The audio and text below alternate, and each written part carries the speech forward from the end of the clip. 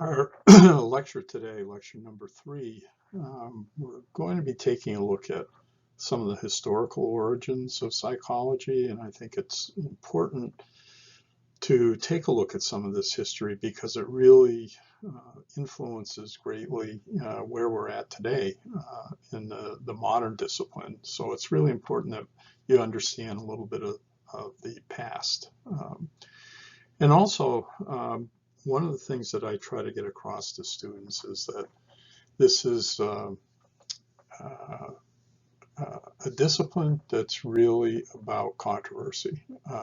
It's about disagreement. It's about the fact that new and important questions often emerge from research results in which there is disagreement in terms of interpretation. So scientists then set out to try to resolve those differences and those controversies by performing other experiments that progressively through the years become better and better and much more rigorous. So these are two things that I think are important that we're going to provide you with a little bit of a background today. So controversy, again, is at the core of modern psychology. And that controversy really drives much of the modern discipline. So when I take a look at some of the controversies in psychology, and I have to say that there are many occasions in which I'm at a social function, for example, where I'm sometimes meeting people for the first time. I get confronted with certain questions about the discipline of psychology and some of the controversies. And I think it's important, once again, to just reflect upon these a little bit, give you a little bit of a taste for what is to come. And this controversy is so healthy for the modern discipline of psychology.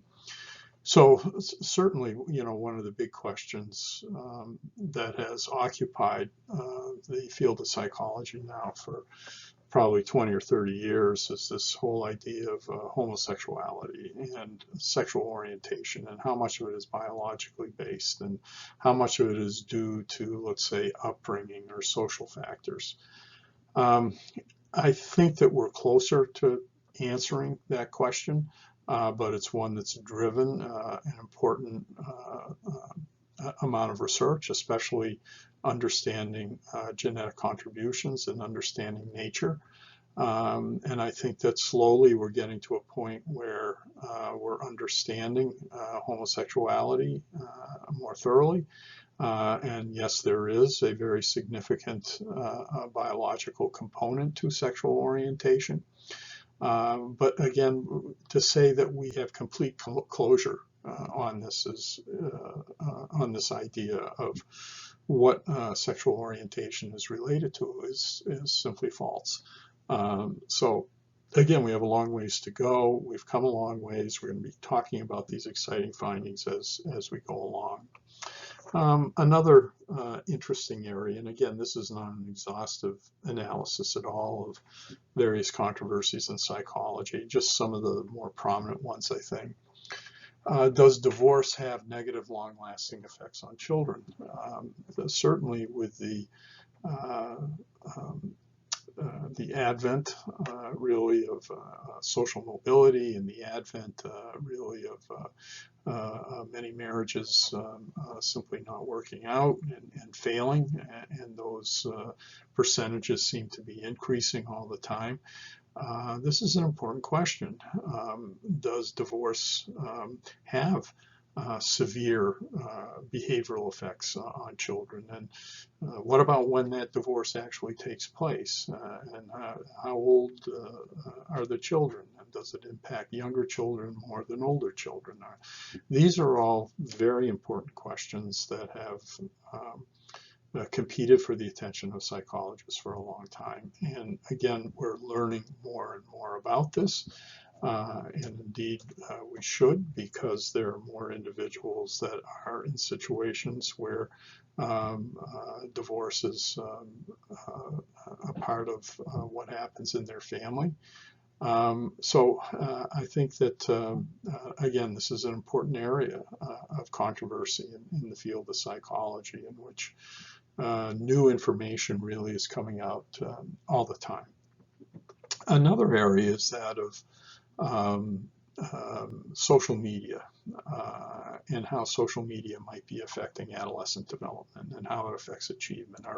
We have a situation, for example, where young people are using social media too much and perhaps using it in ways that are destructive to other individuals. This is, again, another very important question in the field of psychology, and I think that one in which we are seeing some important advances, ultimately leading to, some conclusions about the negative nature of technology, the negative nature of social media, and how it can really have very profound impacts upon individuals, to the extent that it's overused, to the extent that it's used in inappropriate ways.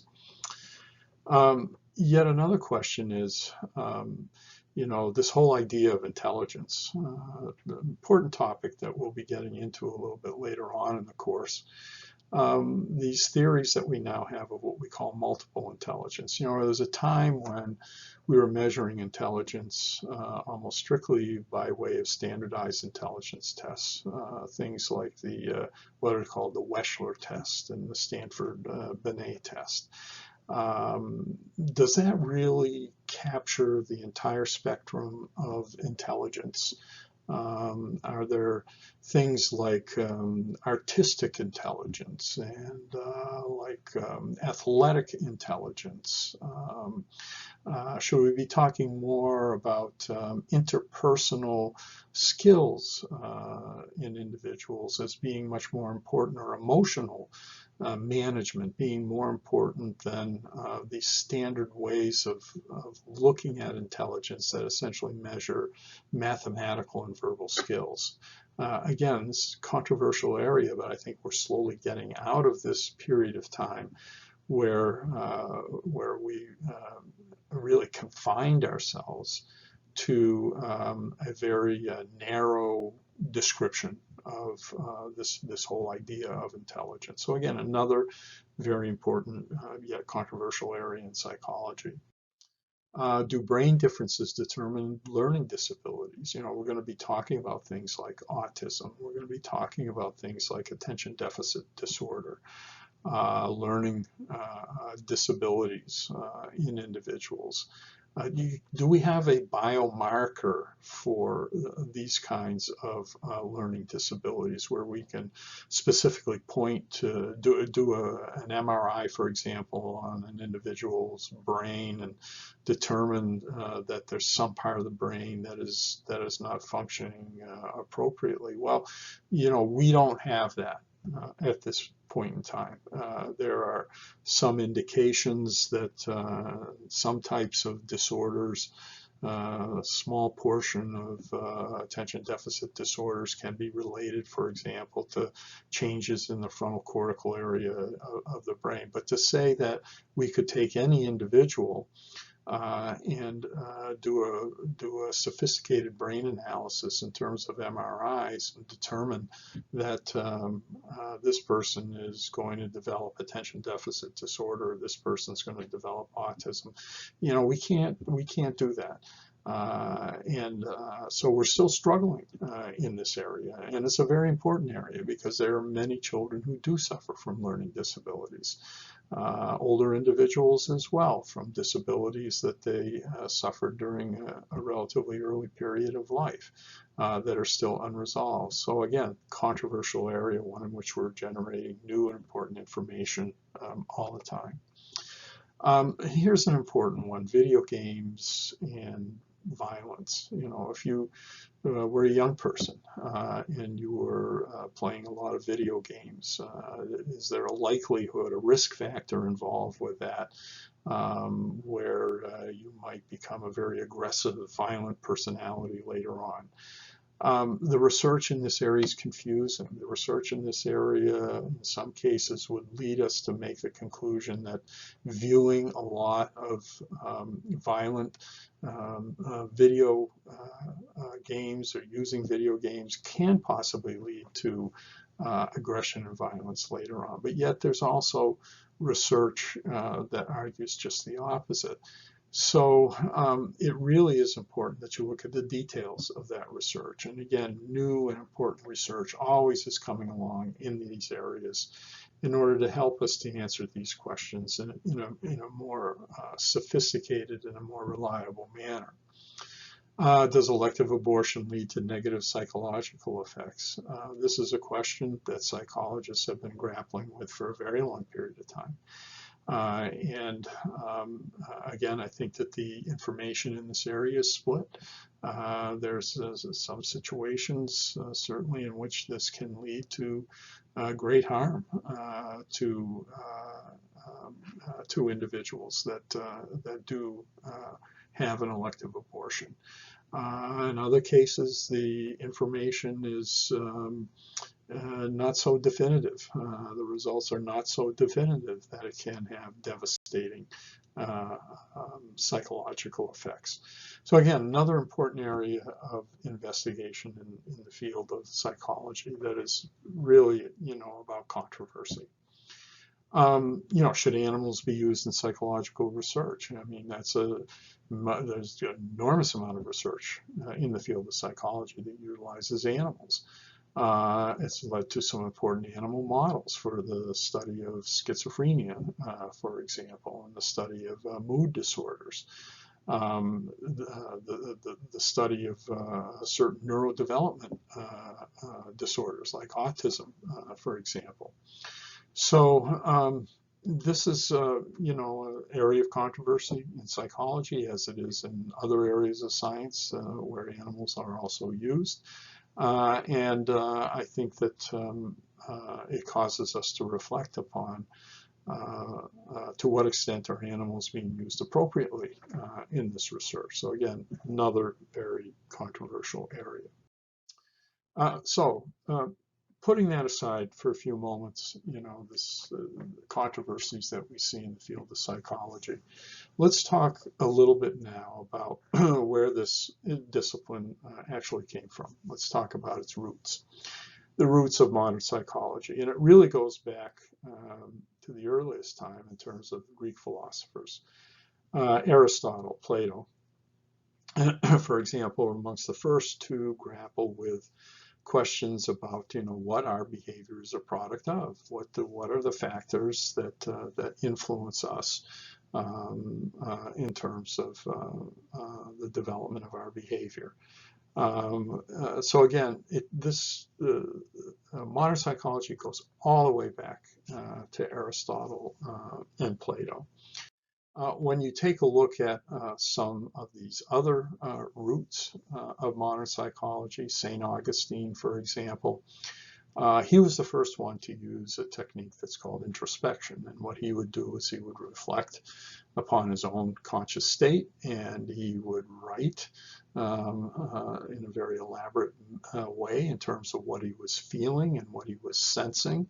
He tried to describe his own conscious mental processes. And then again, that's something that we refer to as introspection. When you take a look at St. Augustine, he also had enormous curiosity in terms of crowd behavior and the behavior of very young children. He could be considered to be the forerunner, really, of the field of social psychology and the field of developmental psychology. So St. Augustine, another very pivotal figure, certainly in his utilization of this technique that was referred to as introspection. A little bit later on, 14th, 15th, 16th, and 17th centuries, we have philosophers like Descartes, like Leibniz, like Locke, like Hobbes, And this was, they too grappled with questions about what our behavior is a product of, and indeed they did, the questions that they were interested in are questions that we still today grapple with. And certainly one of those questions was what we call the mind-body problem. You know, is the mind separate from our physical body? When we take a look at that question, certainly it's Rene Descartes, whose belief in this whole idea of what's called dualism, that the mind really is a non-physical substance. He identified the mind with consciousness and with self-awareness, and indeed he believed intelligence.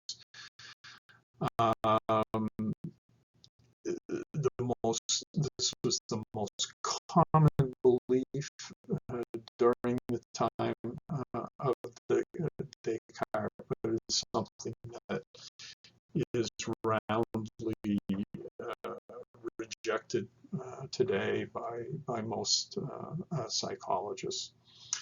Another important philosopher, Julien Offray de la Mettrie, writes a book called Man the Machine, in which he says that mental processes are caused by the body. So he believes that the body and mental illness, for example, were absolutely associated with one another. So he takes a perspective on this whole idea of the mind-body problem in a very different direction. When we take a look at the roots of modern psychology, and we take a look at the evolution of different approaches to the study of behavior, we can really divide that up into two basic areas. One that we refer to as faculty psychology. The anatomist Franz Gall developed a system of classifying different mental abilities that was called phrenology. And he believed that the mind was really a product of these inborn genetic kind of traits that allow us to think, allow us to feel, allow us really to engage in so many different behaviors, and that we can really localize these in various parts of the skull. He developed a very elaborate system that you see here, where, for example, he believed that cautiousness that you see right here existed in this part of the brain, of the skull. Secretiveness existed here in this part of the skull. Love of life existed here. Sexual love was in this part. Love of friends was in this part. So he believed that these faculties are inborn, that to the extent that we use them, they in fact become larger, and that they in fact, over the course of development, become enlarged to the point where if you went and did a survey of individuals and take a look at where they had different bumps, for example, on their skull, that was a reflection of the fact that that part of the brain had become more developed. That, for example, if an individual had in this area, the surface of their brain, just surface of their skull, looking at them, if this was slightly enlarged, that would mean that an individual was an incredibly cautious person. So in other words, the use of those faculties results in their further development and results in their enlargement. Well, this was something that was studied very extensively at this time by Gall and by others, and essentially the more information that they gathered on many individuals, they found that there essentially was very little relationship between these contours or these bumps in various parts of the brain and the different behavioral traits that resided beneath them. So again, this faculty psychology was important because it was really arguing that that these things are inborn. That this is a part of our genetic past, a genetic predisposition. A different view was the view of what we refer to as association psychology, that the content of the mind is really a product of what we see, of what we hear, what we taste, and what we touch. So in other words, we start out at a blank slate. But eventually what happens is that our mind becomes filled with what we experience in terms of visually, what we see and what we hear, what we taste, what we touch. So again, this was an opposite view. And certainly, I think many of you can see that this really provides the foundation for what we call the nature-nurture controversy. Nature being faculty psychology, how much of our behavior is a product of our genetic background, and how much of our behavior is a product of what we experience. Nurture, again, association psychology. So all areas of psychology today are really a product of either association or faculty psychology. And again, one of the important things that I want to get across to you is that psychology really is a product of what was happening in philosophy. That psychology really draws from early philosophers.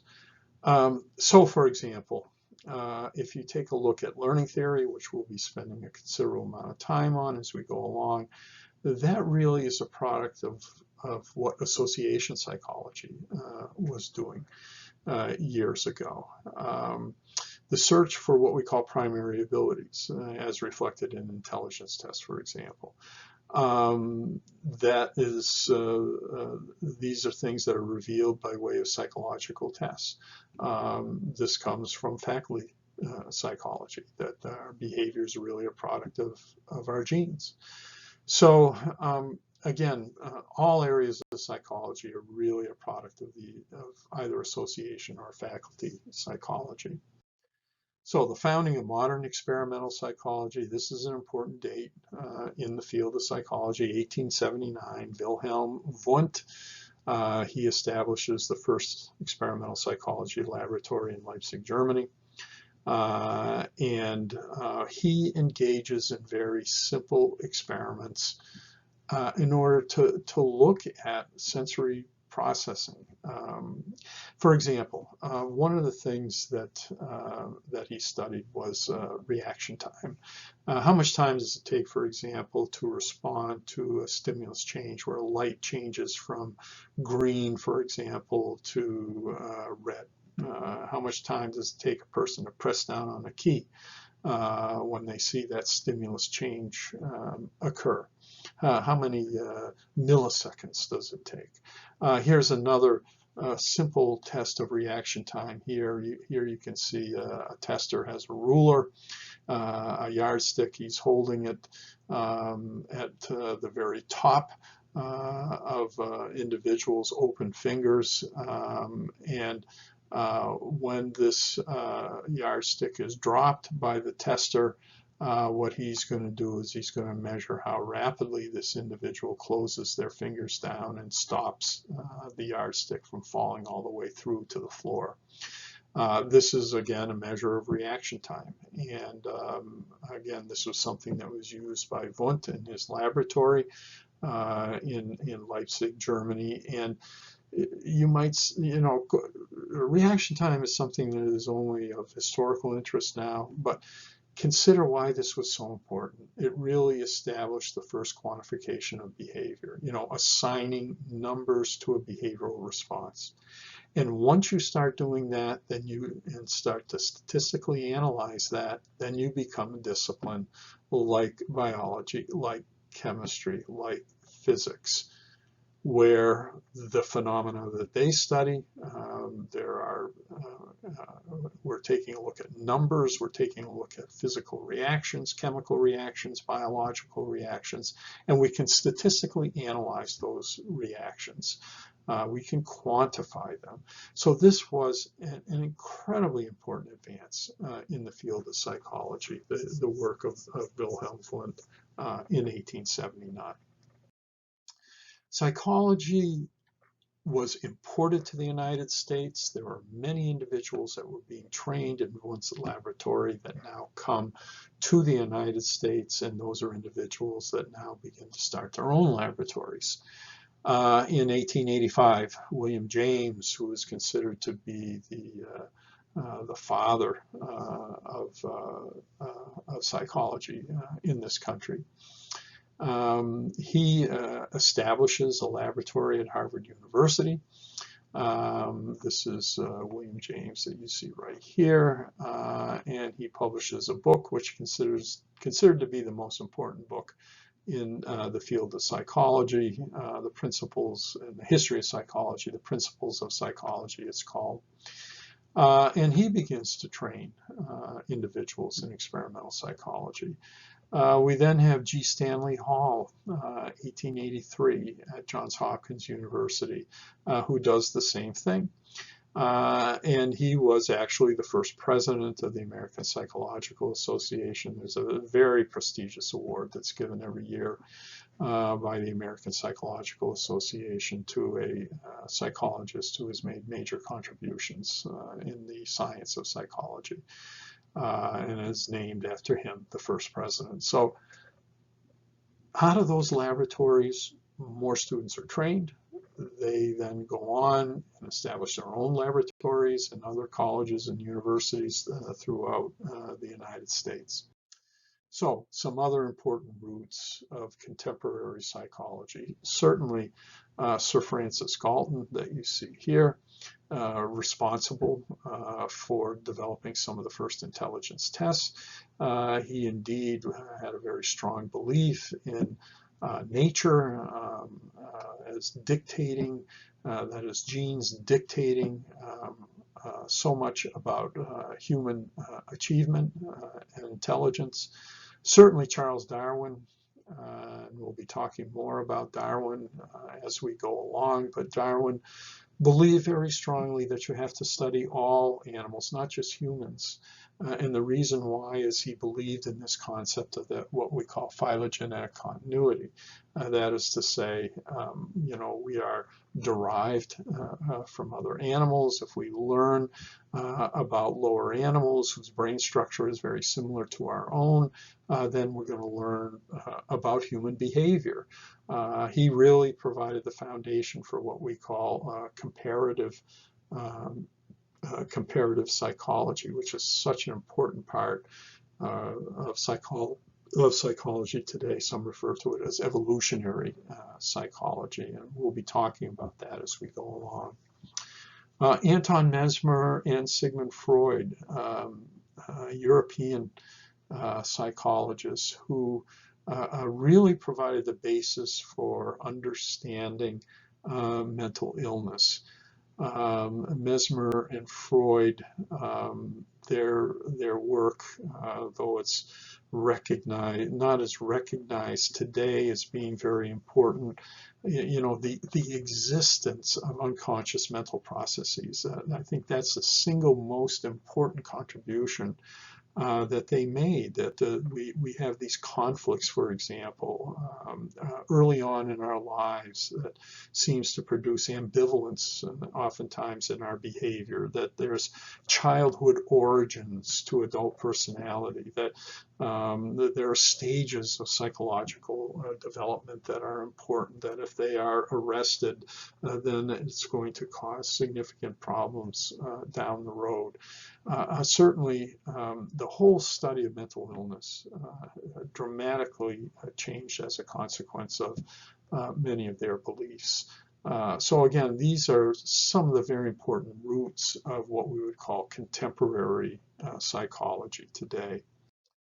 So the growth of other subdisciplines within psychology, this is what many refer to as the 5 pillars of psychology. These areas, what we call biological psychology, cognitive psychology, developmental psychology, social and personality psychology, and mental and physical health.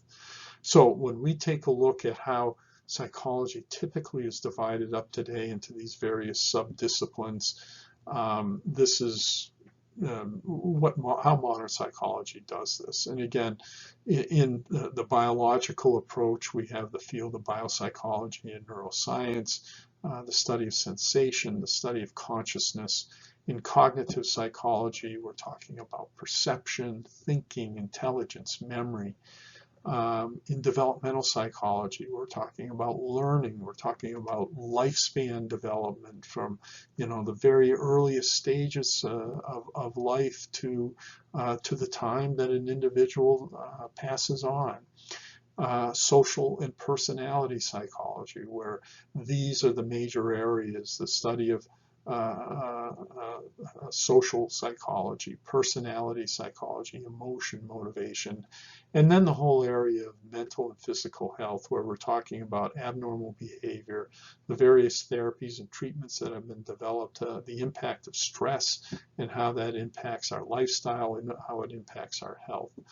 So there were some-disciplines then that evolved from this, many of them. Again, if you take a look at that website, apa.org, and you take a look at psychologicalscience.org, we're really talking about these vast number of subdisciplines now, social psychology, child psychology, comparative psychology, physiological psychology, industrial organizational psychology, abnormal psychology, learning and memory. These are all subdisciplines that have emerged. There's probably over 50 that have emerged in the area of psychology today, and they really draw their roots from this the historical origin of association psychology and faculty psychology, nature, nurture. So in our next class, our next lecture, we're going to be expanding upon this a little bit.